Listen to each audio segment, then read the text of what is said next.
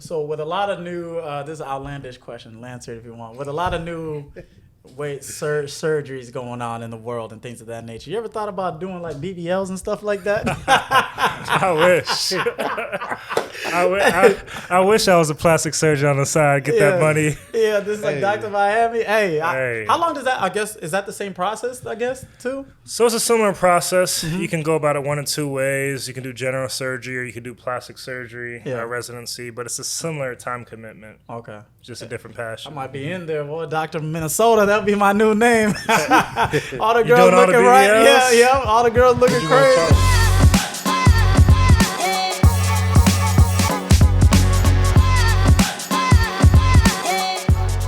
What's up, ladies and gentlemen? It's Guliato Bang Boyle. You're not tuned with Edition Podcast. We are back and stronger than ever. We got a very special guest in the building. But before I even give him a little intro, who we got here is my co-host today, man. What's up? I'm back. I've been on a 2-month hiatus. Yeah, man. I ain't want him on this thing. He been messing up, asking the wrong question. But the special guest in the building, man, we got Dr. Okoroha. Did I pronounce it right? I pronounced it right. Let's get it. Orthopedic surgeon, sports medicine specialist, team physician for the Minnesota Timberwolves and also the Lynx and all other teams. If you got your leg broken, actually, if I ever cross you over, your leg still hurts, holla at my man right here, man. So I got y'all today. From what I heard, that's a small percent chance of that happening. But very small. Nah, don't listen. Y'all know about me. I'm a threat out there. Just been a lot of accomplishments that this young man has done. Author of over 100 orthopedic publications. He's basically living our parents' dreams. They all wanted us to be engineers, doctors and stuff. We finally found the one that's done it, So thank you, man. You're making us look good, baby. Let's go. So appreciate you for coming. Thank you so much for your time you're offering today. We're going to go over a little bit of your background, a little bit of your experience and exactly what you do. Just so for any young kid out there that want to follow your blueprint, right, is what they've done. Right. They have that roadmap. So, you make their journey a little bit easier so they know what they're expecting. So thank you for that. Yeah, not a problem. And you know what? I want to say, I commend you, for doing an Edition Podcast, trying to inspire that younger generation, to be great. I mean, it's a really great feat. So thank you for doing that. I've been looking at your stuff, and it's good. Thank you. Keem's supposed to be here, but that punk, man, that guy just, I can't make it today. I'm cutting all the hairs in the world. So, Keem, we mad at you. But let's go a little bit over your background because I like to build up the story to where you actually, how you are, where you at nowadays. So give us a little background, where you're born, where's your family, where you originate from and things like that. Yeah. So I'm Nigerian. Both of my parents are Nigerian. They both came over for school and to go to school. My dad's a doctor, family doctor. My mom's a nurse. So they raised us in Houston, Texas. I got an older brother, little brother, and little sister. So we all grew up in Houston, Texas, and I was a basketball player. That's my first love. And, from when I was like 5 till 17, all I talked about was going to the NBA. So that's my story. Grew up. I was raised in the YMCA. I'd wake up, go to the Y, ride my bike to McDonald's, eat, come back to the Y. And so that's my story growing up. I wanted to be a basketball player. Yeah, that's crazy because I feel like that's what we all. I don't know about you, but did you play? Yeah, you told me you played ball. Okay, my bad. I'm sorry. There's playing basketball and there's playing basketball. That's basketball. I was playing basketball. He's recreational. He was outside, just with the shacks on. We get it, man. Okay. So I was in the gym. But football was a passion that, you feel me?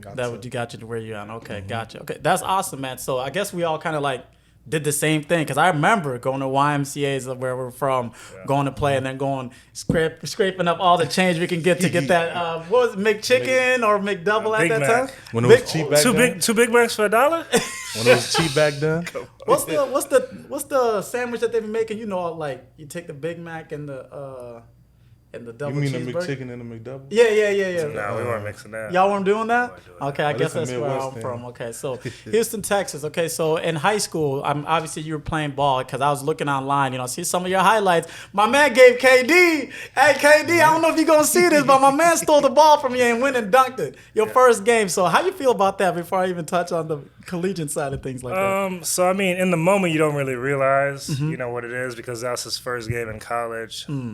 Obviously, he went on to be KD, MVP, champion, but in the moment, it's just another play. Yeah.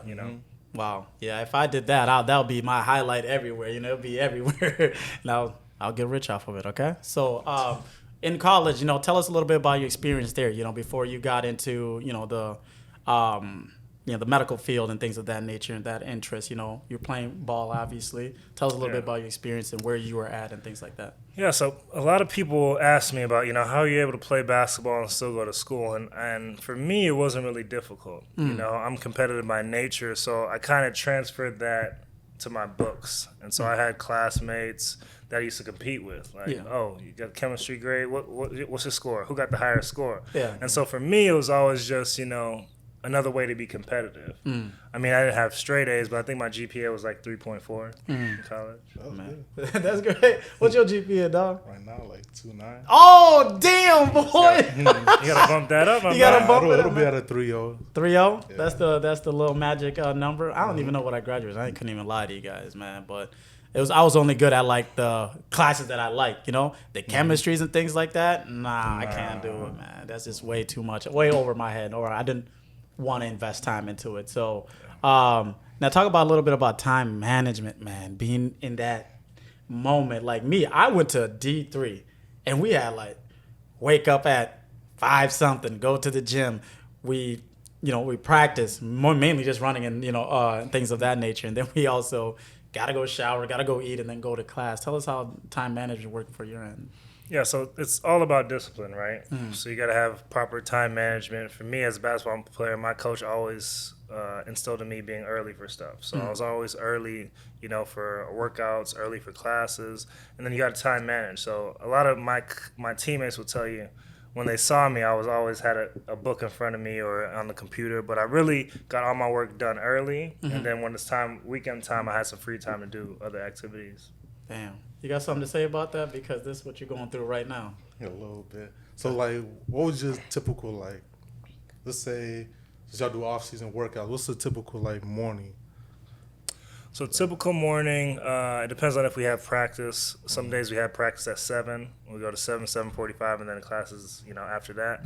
But I was getting up at 6 every day because if we didn't have practice, I was working out on my own. So every day for me started at 6:30. Workout or practice, go to class all day, and then do some work after that, and then hang out. What's it called? I'm just throwing it out there right now. So if we played, not one-on-one, we went out there, maybe you got a little 5, I got a little 5. You think you're giving me buckets? What's up, ladies and gentlemen? This episode of Edition Podcast is brought to you by Raw Beauty Skin and Body Bar, a place to revitalize, refocus, and refresh. Raw Beauty Skin and Body Bar has the ultimate facials for anybody's skin condition. For more information, visit www.rawbeauty.com. Let them know who brought you in. Guliato Banga Boyle. Let's get it. I mean, one-on-one, you have no chance. Like I was telling you earlier, I give you a 5-point lead going to 6 with the ball. That's crazy, y'all. And put money on it. Damn! Wait, and I got the balls to checking it up? And you got the ball. I mean, that's just how we're going to have to do it. Damn! And I never seen you play, which is that's crazy. the crazy part. Yo, I've seen him. You see him as bad? He's all right. I've been terrorizing these guys a long time. They don't like me out here. Cameron, this is the same man that say he could guard Luka Doncic. If you give me 3-4 months, okay, this is why I said that, y'all. See, their mindset is terrible. That's why you don't want to be like this guy. He gives up already. I'm going in like, humans are a character of habit, And most of these players, besides, I would say in my eyes, from what I see, I don't watch a lot of sports like that. Like Kyrie Irving, I know I can't guard that because he don't even know what he's doing. Luka, in my eyes, does the same kind of moves, and I'm like, I could probably, get that. Luka will give you 50. But he's 6'8" and like 240. Yeah, Luka will give you 50. 50? 50. All right, man, forget all that, man. First quarter. But I was doing a little bit more research on you before, on the basketball tip of things. But next after that, it looks like, you went to Howard, right? Howard Medical School. There's 3 people right now that have been on this podcast. And they all been to Howard. Howard is just create legends out there, or what? The Mecca for young black people. Whether they're going to med school, whether they're just going to Howard University, law school. It's just the Mecca of black greatness. So it was a pleasure and an honor to be a part of that. And go to medical school there and get my education. Okay, tell us how to even apply. Not even apply, but how do you get into medical school? Because my homeboy couldn't make it to the easier one where we're from. And it's a long process. Tell us about the process to get there, what kind of grades you need to have and things like that. So my process was not the traditional process. Like I said, basketball was my major, love and passion. And so medical school is actually a backup plan. You know, my dad was a doctor, so I was like, well, if things don't work out, I'll just drop into medical school. So what happened is I finished undergrad. I was thinking about going overseas, had a couple offers, and then I applied to 3 medical schools. I think I applied to Howard, Meharry, and UConn. Okay. And so I'm contemplating offers. I have some G League trials. It was the D League back then. Yeah. And then I get an acceptance from Howard and Meharry. So I'm like, shit, do I want to go overseas? You know, is that the life that I want to live? Like 6 months over there, 6 months back, you know, or do I want to go to medical school? Yeah. Talk to mom and pops. Guess what they said? Oh, your dad's a doctor. He already know. He said, hey, cut that basketball out, man. Go to that doc. Go be at medical school. What's crazy is that's how African parents is, but they know how much I love the game. And both of them said, you should go play basketball. That's your love, your passion. What? We was getting spanked to go to apply to medical school. Wow, they give you that option. That's dope. Shout out to your So parents. I had to actually think about it. I was like, well, you know, I'd play in the NBA for free. That's my love, you know. But the overseas thing, just to say I was a professional, really wasn't worth it to me. So, and I knew if I went overseas, I would never come back to medical school. So I actually made a decision to shut it down and go to medical school. Wow, that's crazy. That's crazy. That's a dope. lot of people would have said, I'm going overseas. Just to be like you just said, just to to get say that they're image. pro, yeah. Because I know something right now. I mean, I guess I knew something then that went overseas, and they're better off working at McDonald's over here, you know? And it's just like, it just looks good, but I guess if you want to go through that process, it's whatever. I kind of went through the same thing, man. I had to, you know, I wasn't getting taken like that. Coach was hating on the kid, you know? hey, y'all know what's going on. So I was like, you know, I had one more year of eligibility, right? Because I came from a 2-year. And I was like, all right, I got one more year of eligibility. So I went to talk to coach because I'm like over in the off season. I'm going off. I'm training 24/7. I'm wasting all my summer, right? Yeah. I go, you know, that end of the, you know, the year conversation, you know, what's up, coach? Yeah, man. Yeah, I know I didn't get much. So what can I do? You know, da. And he's like, he goes, man, yeah.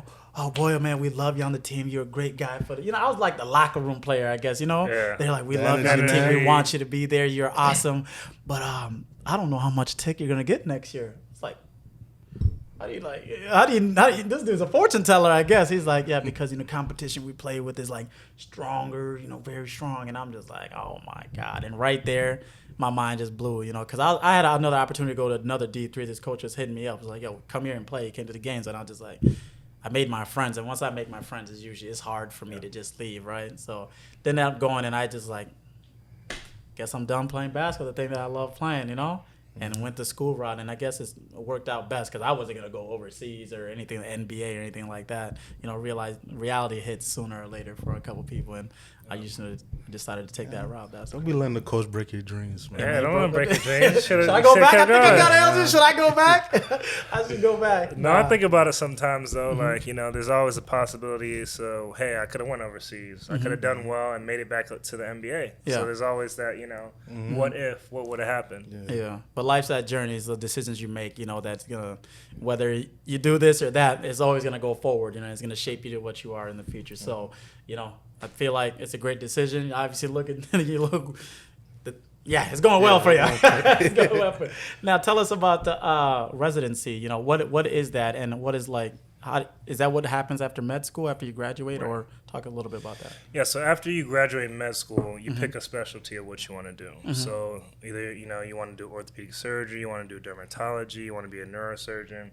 And so going through medical school, I kind of gravitated towards orthopedic surgery because I got to take care of athletes, you know. So people like me had ACLs, you know, shoulder dislocations. They were athletes like me, so I could identify with them. And I also wanted to do surgery. I found out my love for using my hands and doing surgery, dissecting cadavers.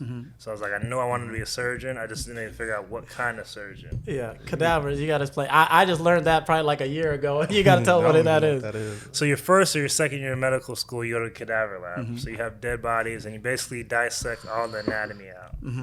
And so doing that, I fell in love with using my hands. I was like, okay, I want to be a surgeon. Damn, you're tough. So how that feel like when you I probably would have passed out. Yeah. Seen the Dead body. Damn. I mean, it's interesting because you got all the structures, you're reading about it in the book, and then you're going to dissect it. You're finding the nerves, you're finding the muscles, and it's just it's interesting. Damn. Okay, so for example, where do they get these bodies? I guess that's a good question. Yo, what's going on?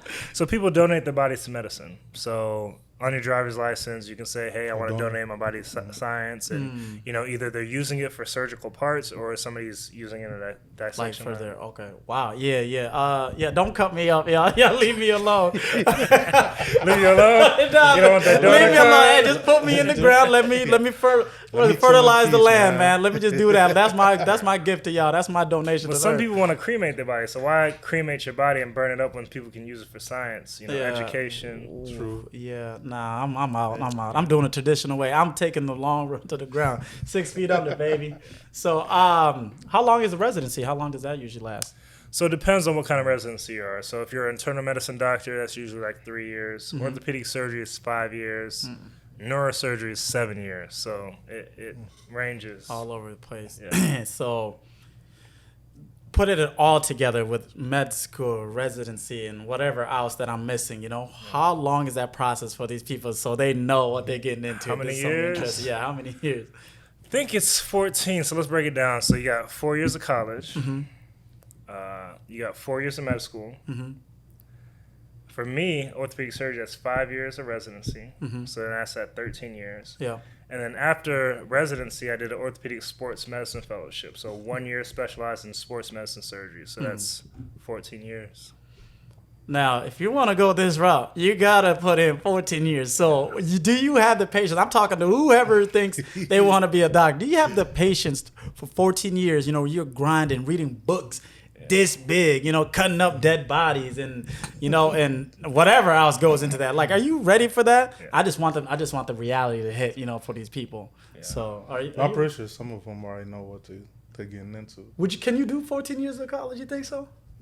It's a long path, but it's delayed gratification. Yeah. And it's worth it in the end if that's what you love to do. Yeah, true. I was actually telling you earlier, like I came to America obviously to be a doctor. I'm pretty sure you have the same, request in your family. Doctor, lawyer, engineer. One of those two. So it's like, I feel like I'm always missing some part, and I feel like that is somewhere I'm interested in. But mine is more on the holistic medicine, herbs, and things of that nature, right? So it's like, do you know anything about that? Voodoo magic? No, that's what they call it. Yeah, That's what they call it? That's what they call it. Yeah, I guess you want to call it voodoo, but I'm just saying, like, the food type of aspect of things, just holistically. So if y'all see me, I might be Dr. Goliath coming up soon, baby. So y'all be ready, man. So if you see me disappear for 10, 15 years, y'all know where I'm at. So Dr. Sebi?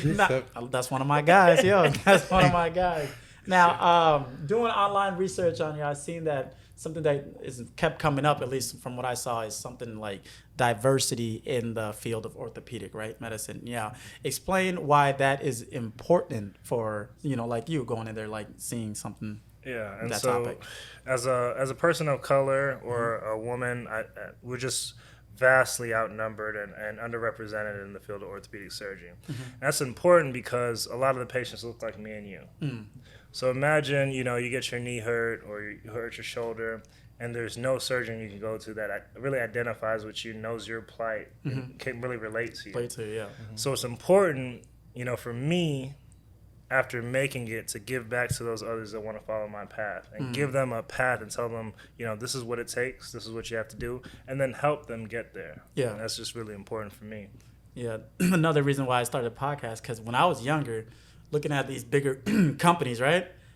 I didn't see someone that looked like me, so I never thought it was attainable. You don't think it's I don't think it's possible. I was like, Yeah. all right, I just got to go work, like, all right, forget it. And then when you get there and you see how these system operates, it's like, no, you just need to have the knowledge to do it. And then I thought that's where it's very important. I think, is it Confucius, where they say, whoever controls the media, whoever controls the mind, right? So it's like, when you see that you can be this person because someone looks like he's doing it, it's very important. So I commend you for that. Now I can see myself being a doctor.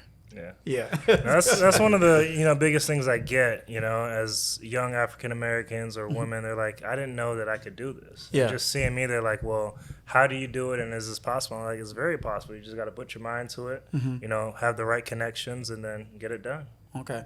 Now, you said it's very important to give back, right? Yeah. So, as someone that's looking to get into, what you do, what steps are there? Is there like programs they can take? Is there internship, mentorship? Can they like how does one get that experience so they see it right away? They see it for real. So it depends on how early you're trying to get into it. Some people know in high school, some people know in college. I really didn't know until medical school that I want to do orthopedic surgery. So depending on the level, there's high school programs, there's college programs, there's a lot of medical school programs. Yeah. And so you just have to ask around and kind of tap into those programs. And then reach out to people. If you see somebody, you see a person of color doing something you want to do, ask them, how do you do that? Can I pick your brain? Can you mentor me? Yeah. That's one thing I learned late is like people that are success, they want to help out, but you just got to show that interest. Like, this is something that I take serious, and I would say 8, 7, 9 times out of 10, they're willing to give back and be like, hey, look, this is the process I did. This is what you got to do, to get there. But I also think like some of us, like we see like people our color is successful. Yeah. Some of us get nervous to go ask them because Yeah. there's some people that they look down upon. It's like, why am I gonna help you? Yeah. When in reality is, I know. So I have somebody. Cause I'm gonna be a data analytic. Mm-hmm. So there's a person my color. Mm-hmm. He put me on to his manager. Yeah. And he's black, so it's like just like you was telling me, do the network and all that. Network, yeah. And it worked because I played football too. That's like the conversation start right there. Yeah. So he played football, so it's like boom, it just hit from there. Yeah. Yeah, I mean, I tell people all the time, closed mouths don't get fed. Mm-hmm. So if you don't ask, you don't reach out, then it's never going to happen. Mm-hmm. And then another thing you got to be is persistent. Yeah. Because it's not that I don't want to help out, but I get asked, 10, 15 times a week, can you mentor me? And so some of that slips through the cracks. So Yeah. I tell people all the time, if you reach out, you email me, you text me, you don't get an answer, follow up in a couple weeks. Yeah. Hey, did you get my email? Off the time I was like, sorry, I was busy. Let's set something up.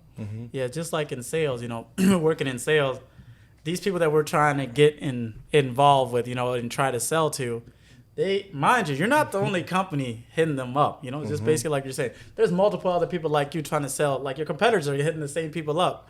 And like you said, something might have fell through the cracks. Like if you got 100 emails every day, you might just see one just like, But if you keep following up and like you said, being persistent, that does help out. And I think in life, what I always learned like from a lot of people that I speak with is that persistency. And Nooney always says like, it's just, I'm in the gym a lot, just keep practicing the same thing till I get really good at it.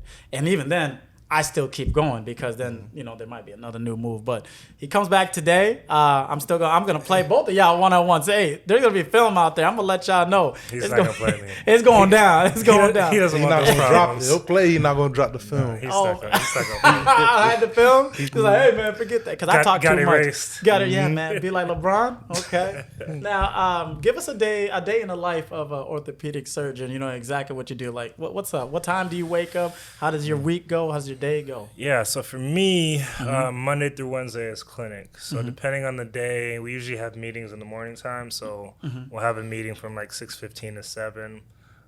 If it's a workout day, I wake up like 5:30, 5:15, try to get a workout in the morning. Clinic for me starts at 8, usually goes to 3:15. Yeah. And then I might have something in the afternoon off work, but that's pretty much my day on Monday through Wednesday. Yeah. Thursdays I'm operating, so I go out to Rochester. Yeah. I usually do 3 to 4 surgeries a day. If I have 2 rooms, I'll do 6 surgeries. And then Friday is my Timberwolves day. Okay. That's awesome. Have you ever had to? What you about I was to about to say. So how long do the surgeries take? Good Some do question. 3, 4 a day. Like, Yeah, it depends on what it is. If it's a simple knee scope, that's like 30, 45 minutes. ACL is an hour. Shoulder replacement, an hour, 30 minutes. So they're different lengths. so what's the longest surgery that you had to perform? That I've had to perform? Yeah. Probably not in practice. So spine surgeries, in residency, you do everything. So you do joint replacement, foot and ankle, spine, all the different orthopedic specialties. And spine are some of the longest procedures. So there'll be like a 12-hour spine fusion. Yeah, that's why I didn't do spine. Yeah. Just in there like, hey, hold on, man. Hey, They don't take breaks. They go to lunch. A different surgeon comes in and helps out. Dang, Yeah. nah, I can't. No, yeah, get it done right away, man. Get me back to life.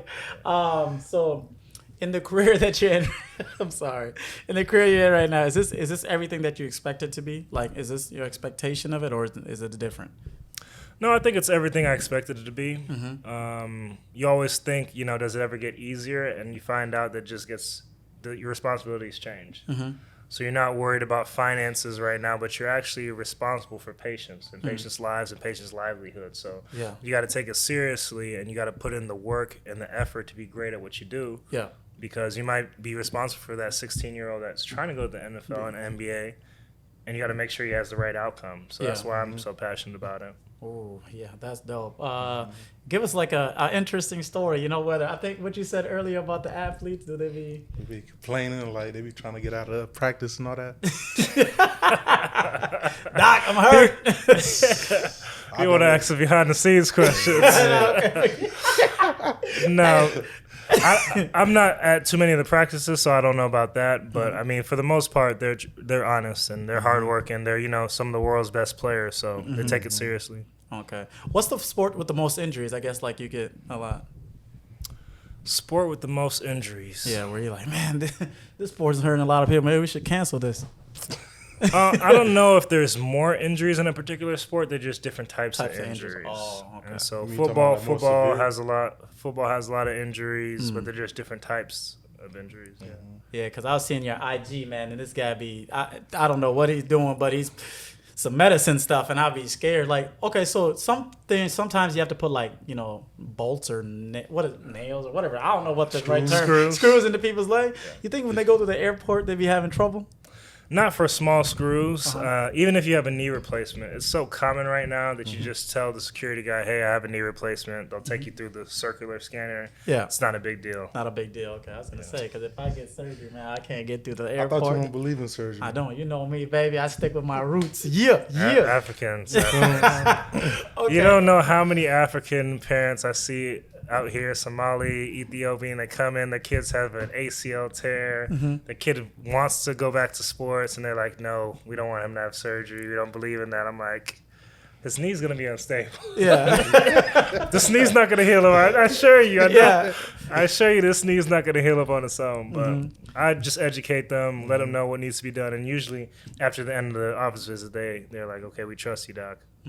So with a lot of new, this is an outlandish question, answer it if you want. With a lot of new surgeries going on in the world and things of that nature, you ever thought about doing like BBLs and stuff like that? I wish. I wish I was a plastic surgeon on the side. Get that money. Yeah, this is like Dr. Miami. How long does that? I guess is that the same process? I guess too. So it's a similar process. You can go about it one of two ways. You can do general surgery, or you can do plastic surgery, residency. But it's a similar time commitment. Okay. Just a different passion. I might be in there, boy. Dr. Minnesota. That'll be my new name. All the girls looking right. Yeah. All the girls looking crazy. What you gonna charge them? I ain't gonna lie, no names. I heard somebody got one that I know spent about 7 to 10 bands on her body. Wow. And I was like, what? And that's like a regular person. You might know who you are. That's a commitment. That's a commitment. Okay. This one's a regular question. That's just, I'm gonna leave that go.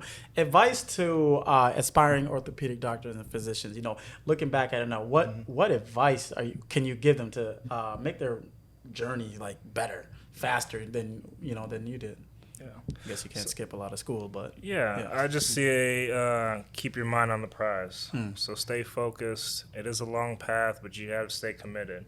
Study as much as you can, learn as much as you can, network as much as you can, and ultimately it's possible. Don't ever doubt yourself. Just believe in yourself. Yeah. And then since we talking about injuries and all that, what's the worst injury that you've ever had? You too. You can answer it too. So, knock on wood, I didn't really have a lot of injuries in college. I had some patellar tendonitis, but I never had any injuries that required surgery. So, He ain't play a guy against guys like me. Yo, my man leg would have been hurt. But no, mine is. I think right now I don't know why my leg stands like imagine it's upside down like this for too long. It starts to hurt on the top. I think it's like I don't know what That's happened. nothing, But though. that's not. I don't know. Some It just becomes tendonitis, probably. Probably. I don't know what it is, but I'm gonna it. fix it myself. Just like some herbs. Or wussy syndrome. The first one you said. That's it. The first one. That ain't right, man. Come on, stop You it. ain't played the right sport to feel the injuries. Huh? Yeah. Nah, You should have been a ballet dancer. Oh, I'm getting disrespected on my own podcast. Hey, cut this. Hey, Chris, Hey. cut this, man. He said if a boy was to play football, he probably had a lot of. Should be Easy. a tight You end. get hurt a lot. I've seen easy. Yo, these guys just push people over. If that's hard, then I don't know what's up with y'all. You never played football in I high never school? played football in my life. That's probably why, right? But it's like the contact, just keep doing it. Like, Okay, then I'll be a wide receiver. or you No, try to fast catch a enough. ball and you get hit in the chest. Okay. It's not gonna hurt. I at got the time. big pads. Why y'all got big pads for? Y'all it blows the cushion, right? Receivers need small pads so then they can be able to catch. Nah, whatever, man. It don't matter. But if I play football, I wouldn't be here right now. Y'all be watching me on what is Sunday? 7 o'clock, baby. Prime time Sunday night Goliath. football? Prime time Goliath. Y'all see me, baby. He gonna retire. But He gonna retire. you got any other questions? I'm gonna tell them wrap it up. Last thing. Yeah, I was gonna say, you're the Timberwolves doctor. You feel me, man? So out of all the guys you interact with, like, who's the funniest guy on the team? Who's the funniest guy? I'll probably say Ant.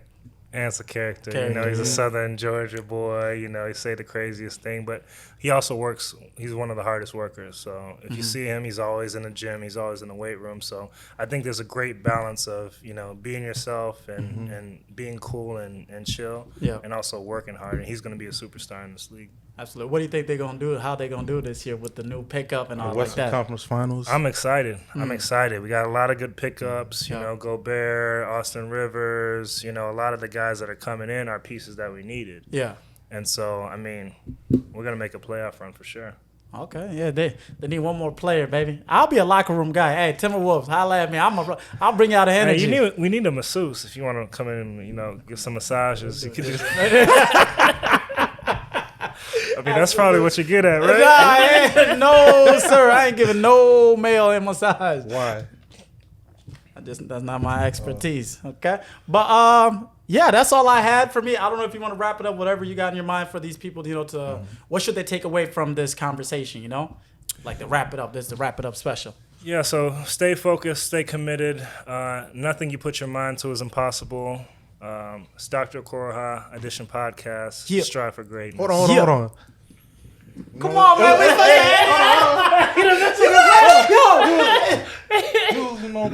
How you say politically correct and all that. Yeah. Like, what do you like outside of the cameras, outside of work and all that?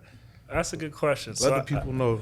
So I think it's important to have a balance. There's a professional life and there's a social life, and I don't think you should mix those too much. And so generally, when I'm at work, you can be professional, but I'm a basketball player, so when me and my boys are hanging out, it's much different than when I'm at work. Yeah. Can we cut it now? You got another one, man. He edited great. I gotta start it over. Hey, shout out to Dr. Okoroha for coming through, man. My man, we've been waiting here. This guy, he lying. He got shorts on the bottom of his pants. We gonna holla at y'all. Edition Podcast, man. Yeah, we out of here, gang.